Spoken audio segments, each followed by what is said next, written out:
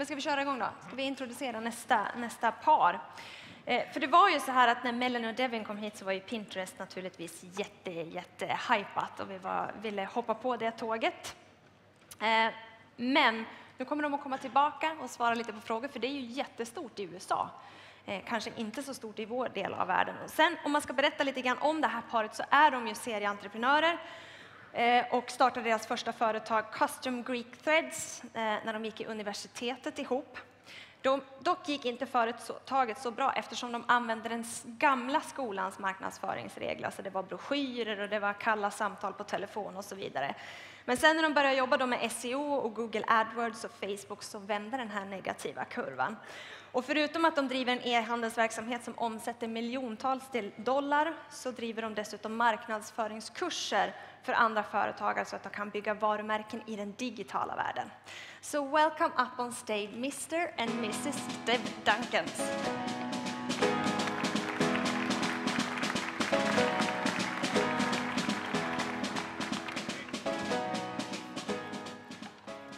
I have a question.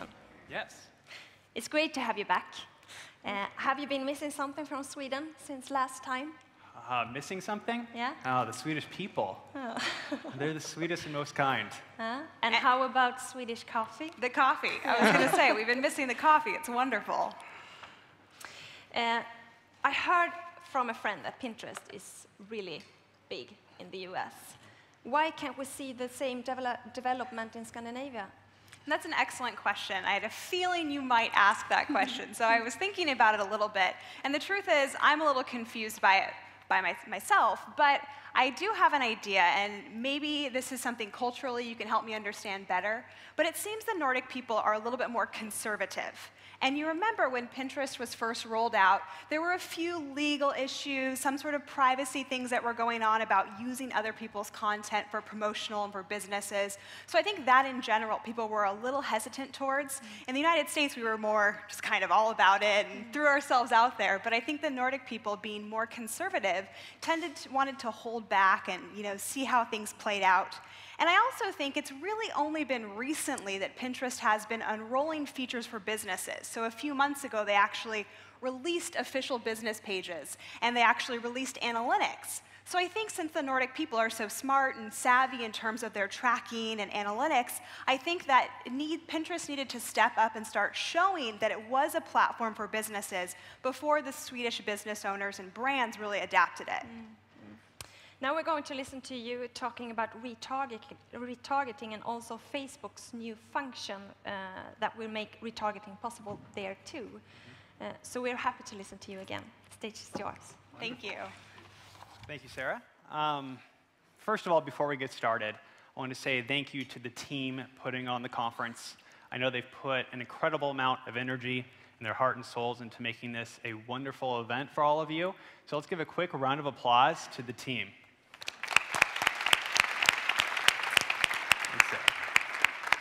And we're also so excited to be back in Stockholm. This is our second time here, and we've been looking forward to this event all year. We love coming here. Like I told Sarah, my favorite part is coming back and visiting the Swedish people. They're so kind and welcoming. It just makes our trip here that much better. So we are Devin and Melanie Duncan. We're from New York City, and today we're going to be talking about retargeting, how to reconnect with your hottest potential customers. So a little bit about us. We've actually been starting online businesses together since we were in college. So we have a custom apparel site, we also have a custom home decor business, and really what we focus on full time now is creating educational courses for business owners and entrepreneurs across the world. And our businesses have been featured in media everywhere across the world, but specifically in the United States on a lot of top television networks and magazines and things like that. So we're here to talk about retargeting. And just by a show of hands, how many of you out there have heard of retargeting? You're familiar with what it is? You guys are so smart. All right. Now, keep your hand up. Keep your hand up if you are currently using retargeting. Anyone in here using it? Very nice. We'll have to discuss strategies, compare. Well, we're very excited to talk about it today because what we focus on is sharing things that we're using in our businesses. We never create a course or talk about something that we haven't personally tested. So what we're going to do today is kind of pull back the curtain and tell you how we're using retargeting, what we've found works, and actually show you some real numbers. Does that sound good to everyone? I mean, we're going to give you behind the scenes, all access to our businesses, and talk about specifically what's working. Because the truth is, less than 2% of people normally buy on their first visit to an e-commerce site. So that means 98% of people don't buy something the first time they come to your site. I personally hate this statistic because, probably like all of you, I work really hard to get people to my website. Whether I'm using social media, I'm doing email marketing, I'm running different campaigns, pay-per-click, SEO, it all takes a ton of work, and a lot of the time I'm actually paying for those people to get to my site, right? So when they don't buy something, I am very unhappy about that. But that's why retargeting is so exciting. So you in the front row, anyone kind of in the front, what do you think some of the reasons are why people wouldn't buy? Any idea? Trust. Beautiful. Maybe price. Maybe they're not quite ready. Okay, so things like that. There's a lot of reasons why people don't buy on their first visit. Things go wrong. Exactly. So what if you could address those issues specifically, those reasons we talked about, like price or trust, and market to the people who left without buying? That'd be pretty cool, right? Well, that's how retargeting works. You see, someone comes to your site and they leave for whatever reason. They get distracted, they wanted to check out some other resources. But then, while they're watching a video on YouTube or while they're reading some news on their favorite news site, they see an ad for your site. And not just any old ad, but they see an ad maybe showing the exact product that they were looking at on your site. So extremely, extremely relevant marketing.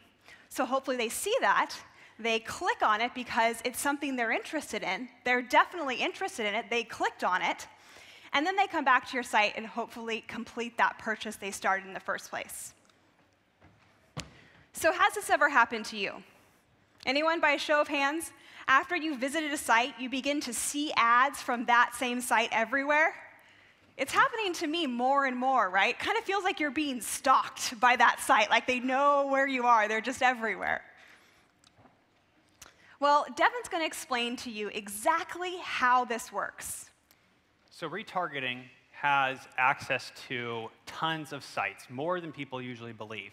In fact, 95% of the websites out there that offer advertising on their sites, retargeting has access to those ad spots, so it has incredible reach.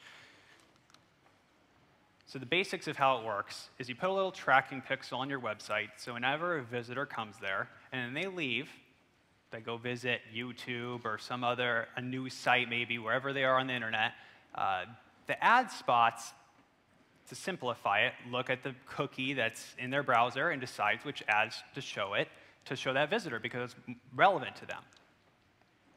So here's just a glimpse inside of our results for one of our small e-commerce businesses that focuses on selling apparel to university students. We're getting over a 3,000% ROI. This is just I think it's a snapshot over the last 30-day period. $4,000 spend and almost $125,000 in revenue. Those are incredible numbers no matter what type of advertising channel you're going through, online or offline. That's something I want to focus on and amplify. So today we're going to share with you 3 strategies for successfully using retargeting to get results like that. The first strategy is segmenting your visitors. Now you're welcome to just show a standard ad with just your logo and your unique selling position to everyone that visited your site, no matter which page they were on or what product they were looking at. But we can dive a little deeper very easily with retargeting software. So we can at least show category-specific ads. This is an example from our apparel site. Left one focusing on T-shirts. If someone visited our T-shirt section, we want to show them ads that focus on our best-selling T-shirts. It's obviously something they're interested in. compared to showing them ads for a totally different category of product like sweatshirts, and vice versa. If they looked at sweatshirts, we're going to show them ads for sweatshirts instead of something different. Here's what the big e-commerce sites are doing that's very impressive. This is an example from Zappos. I've seen this from Amazon and many other large e-commerce sites. And this isn't that complicated. Even small retailers can do this. And this is focusing on showing products that this visitor looked at specifically. So basically, their history. Now, talk about attention grabbing. Even when you're on a busy news website, there's banners flashing all over, you're trying to concentrate on the content, reading the latest news. But out of all those ads, if anything's going to grab your eye, it's a product that you've looked at recently in the past. Some topsider shoe or a sandal. That's really going to stand out and grab your attention compared to some other just cold ad for some loan. And the second strategy we're going to talk about is shopping cart abandonment. And this is something I'm really excited to talk about because it's something that happens to every e-commerce site. So how many of you in here have added something to your cart and not bought? Because I know I have, right? We all do it. We all do it for a lot of different reasons. But what are some of the reasons that you might add something to your cart? I mean, normally to get it in your cart, you're spending a ton of time and energy, right? First of all, you've somehow landed on that website. And then after getting there, you've searched through dozens, if not hundreds or thousands of products. You've selected the one or the couple that you like. Then, in most cases, you've even personalized it beyond that step. So you've chosen the color you want or the size you wear to finally add it to your cart. So after going through all of that, why wouldn't you buy that product? Well, there's a few reasons. Maybe the shipping was too much.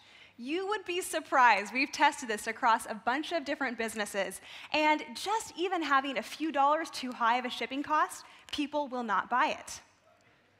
Also, distractions. We live in a very, very distracting world. Maybe the phone rang. Maybe you got an urgent email. Everyone ever had their little Facebook chat pop up, the little bloop noise? That always distracts me. Or maybe you just needed time to decide. Particularly if you sell a higher priced product. Maybe you wanted to check out the competition, see your options. Maybe you needed to think about it or discuss it with your partner to figure out if you were going to make that purchase. There's a lot of reasons why you might not buy a product the first time. But these customers are truly your lowest hanging fruit.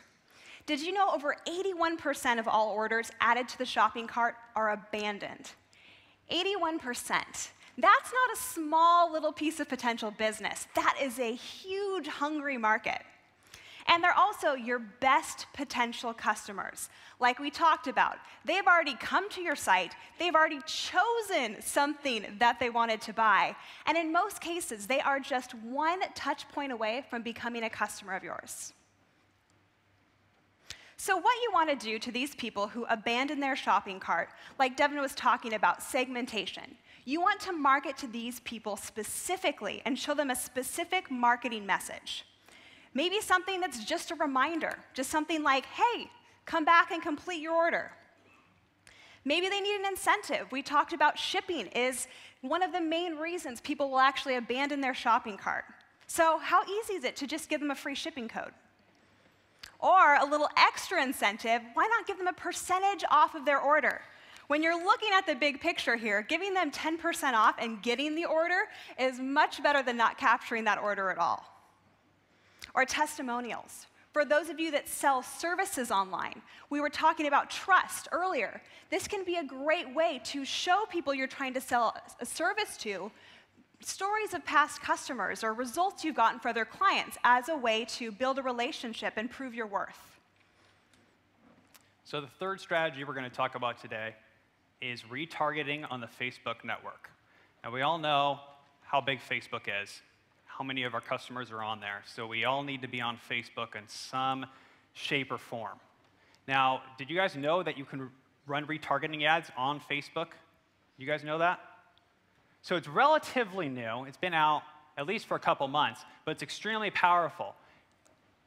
If any of you have run standard Facebook ads, non-retargeting ads, you probably know it can be quite challenging to get high click-through rates. It's very different than standard pay-per-click on a search engine like Google or Bing, where you can target based off a keyword from a search. So you're going to get decent click-through rates. On Facebook, you're usually lucky to get 0.1% of a click-through rate. That's usually kind of decent. And then your conversion rate is going to be even less. It's usually only good to try and get opt-ins. You're crossing your fingers if you can hope for a conversion. So here's just some examples of some very basic ads we run for our apparel site. No super magic there. They can even be improved, but this is just to kind of show you how basic they are and then the results we're getting from Facebook retargeting. So we're getting close to a 4% conversion rate, which is really great for Facebook. Again, it's different than a Google or Bing pay-per-click ads. I'm very happy with that, and we're getting a fantastic return on investment, not including the opt-ins we get, just a straight conversion rate from a click-through. So fantastic results. Brand new, just released last week, Facebook now allows retargeting in the news feed. So as you all know from using Facebook, that your eyes are always in the news feed section. The sidebar ad, you have to something has to grab your attention to look over there. We kind of are ignoring it just naturally now, but you're always in the news feed. Friends and family pictures there, and then an ad pops up. Now, if they're going to run ads there, it might as well be something super relevant to you that you visited this website in the last couple days, look at this particular product. On average, you're going to get at least a 10 times click-through rate on it. So huge results from being able to run ads in the Facebook newsfeed. So we just started turning on ads for our businesses with this just 3 days ago, and already seeing great results early on, even better than those sidebar ads for all those reasons. So very excited about this. Now here's some of the companies that we recommend that we use that can do all these features we just talked about. Now Google has their own retargeting network, but I don't think they have access to the Facebook ads yet. So we recommend, if you're on Google, that's great, super wide reach, obviously, with their content network. But these companies are also good to supplement it, at least to get on Facebook retargeting. So I know AdRoll allows sidebar ad retargeting in Facebook and newsfeed. That's how I'm using for my newsfeed retargeting ads. SiteScout.com is also really good, as well as Perfect Audience. They all have their pros and specialties. AdRoll is definitely going to be your quickest one out of the gate, most user-friendly, and then the others give you a lot more customization if you're running huge, huge campaigns. Definitely dive into those. So here's something about retargeting that we didn't address. I'm not sure how it is here in Stockholm or overseas, but in the United States, people have mixed feelings about retargeting, right? Like I kind of joked about earlier, feeling like you were stalked online. And I think someone mentioned to us earlier that in Germany, that it might even be something that's banned. So here's how we look at the controversial, or maybe controversial, retargeting. The reason a lot of people don't like it is because the ads are shown too much to them. Or they're even shown to them after they buy something, right? I know that's happened to me personally. I had a department store in the US that kept showing me this bracelet even after I bought it. And I thought, that's kind of dumb. Like, why are they showing me something I already bought? And it's not smart for them as a business. But there are tons of measures and things you can put in place so that ads are only shown to people for a certain amount of time, or it's only shown to them until they purchase. You can actually cookie which page they're on. If they've been on your order checkout page or their thank you page, they no longer see those ads. So if you're afraid of the parameters or afraid of harassing your customers, please know there's a lot of different things you can do and safeguards and measures you can put in place so that it's actually an enjoyable and a beneficial customer experience. Now, that being said, we've given you 3 strategies, some great ways to see success that we've personally tested in our businesses. But since a lot of you still in here have not used retargeting, I just want to kind of reiterate, it is a great platform for advertising. It is nowhere near as intimidating to get started with as most people think, and it's extremely cost-effective. So if it's something you haven't tried in your business yet, I strongly urge you to go ahead and do so. Well, thank you very much. Thank you.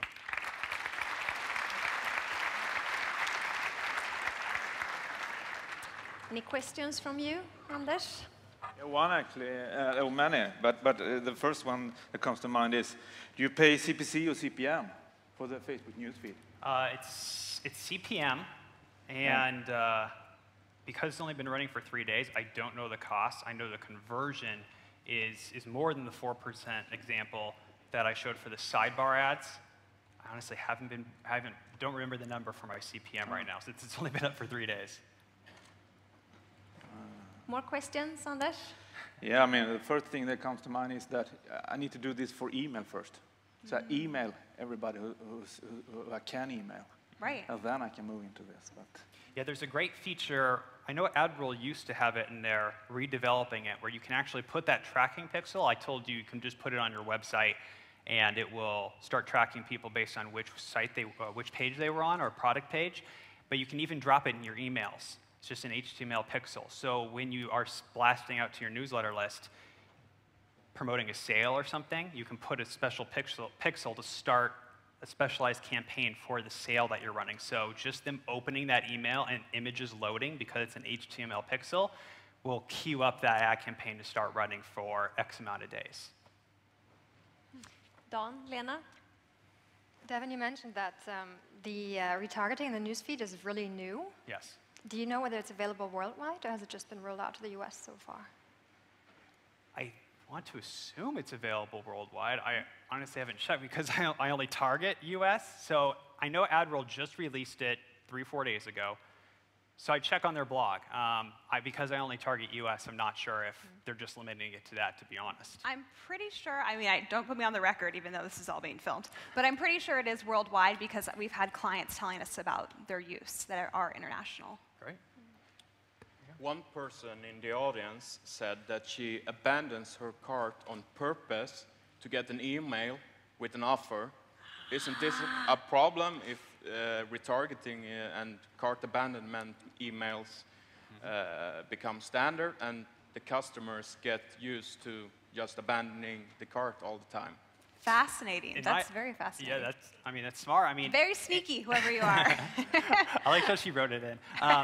In my opinion, a converted customer is way more valuable than the loss of a little bit of profit. I'm sure many of you will take a loss on that first order just to acquire the customer, to give them the experience of working with your business. Because if you can impress them, very much the Zappos mentality, if you can blow their minds, you have a customer for life. So I'll definitely take a loss. If people want to take advantage of coupon codes, that's totally fine. It gives me the chance to wow them, to keep them as a customer. And it's, as you all know, it's way cheaper to keep a customer than it is to acquire a new one. So by all means, take advantage. I'm sorry, but we're running out of time. Anyone who wants to ask you questions or discuss something can meet you at the Doctor's Corner in Celiusalen. Yeah. Thank you so very much Absolutely. for coming Thank again. you. Thank you.